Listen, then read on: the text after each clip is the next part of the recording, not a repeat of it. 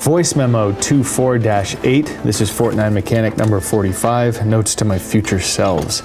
The gear dryer was a huge success. If I had to do it again, I'd probably put 3 coats of paint on all the black pipe.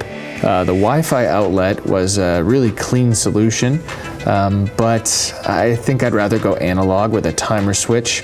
I don't really want to have to rely on my phone or the internet to dry my boots. The French cleat is a classic, tried and true solution to hanging heavy objects on the wall. I just made sure that I made the wall portion of the cleat a little bit narrower so we don't have to really line it up perfectly. We have a little bit of side-to-side play there for adjustability. There's an absorbent towel stuffed into the stash box. This lets our Insta360s, our keys, our phones sort of drip dry.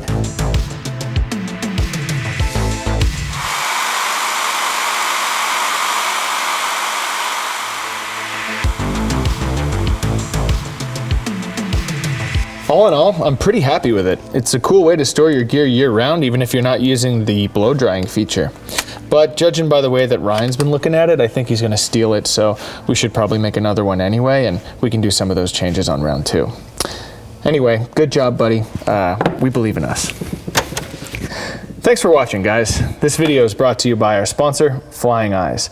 I've been riding in these for a couple of weeks now, and Ryan ain't lying. They are really comfortable. And the thin and flexible arms fit right into the helmet padding with no issues, and even being on the bike with these things for hours at a time, I don't get any fatigue or soreness, so they're great. Also, the magnetic lenses are a pretty cool feature for quick changeovers, but I've been riding with my visor up quite a bit, and I think I'm gonna have to switch to the Golden Eagle Sports. These are actually Z87 safety rated, and they might double as workshop safety glasses too.